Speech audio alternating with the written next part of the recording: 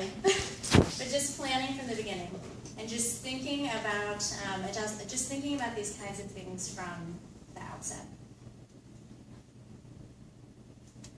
Also, be flexible. So when you get this kind of feedback or you get this kind of interest, and you're sort of figuring out who those users are, being able to design things in a way that if you need to add certain UI elements or you need to localize, you need to localize for a certain country, that you are able to do that. Locales we kind of already talked about. Languages.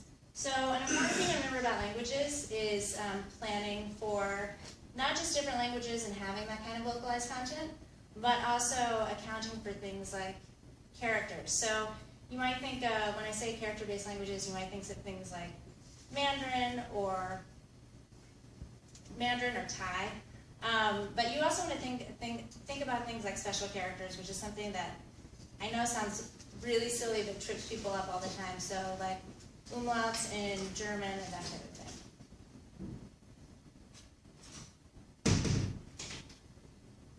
So if almost everyone is messing this up, then I think it begs the question, who is doing this well? One of the companies that I think is doing this really well, and I think communicates the value of being internationalized more like in a very real, measurable way, is WhatsApp. So, do you guys all know what WhatsApp is? Yeah. So I first heard of WhatsApp in 2012. It was right after I got back from China, and primarily used it as a way to chat with people, friends that I had in China or friends that I had in Europe. WhatsApp is a super simple chat service. That it plugs directly into your phone or plugs directly into your contacts, and you can sort of use it like text messaging.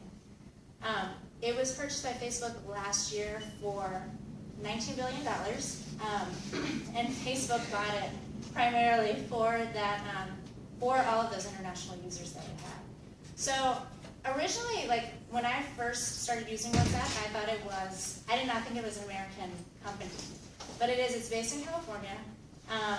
Many of its users are worldwide, and when it was purchased, most Americans didn't have any reason to sort of communicate internationally, hadn't heard of it, or maybe weren't using it that much. The biggest adoption rates for WhatsApp are in Spain, Hong Kong, and India. So WhatsApp, what does it have, and what did it do right? It's super simple.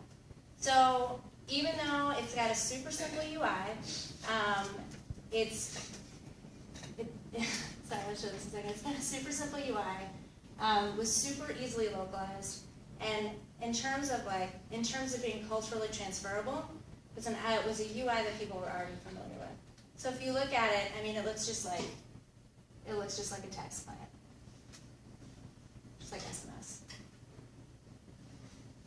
The other thing that WhatsApp did really well, and one of the other things that WhatsApp did really well, is that it addressed a universal problem. So in 2000, WhatsApp was developed in 2009, and at the time, text messages, if we can all think back that far, text messages were being charged, we were paying for text messages on a per text basis, as opposed to the unlimited plans that we have now. In the US, that started to change pretty quickly, but internationally it didn't. Particularly in Spain, which is why I think 98% of the people in Spain use WhatsApp, because the charges there started to get really expensive for text messages.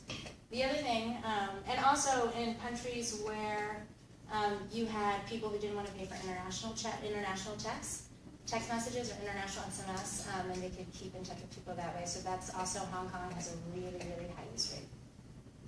The other thing that WhatsApp has is awesome Android support. So if you want to reach international customers, you have got to be thinking about Android. You have to. I think a lot of times in mobile shops, iOS, it's exciting, and I think Android can sometimes become an afterthought. But if you really want to make an impact internationally, you have to think about Android. So the other company I want to talk a little bit about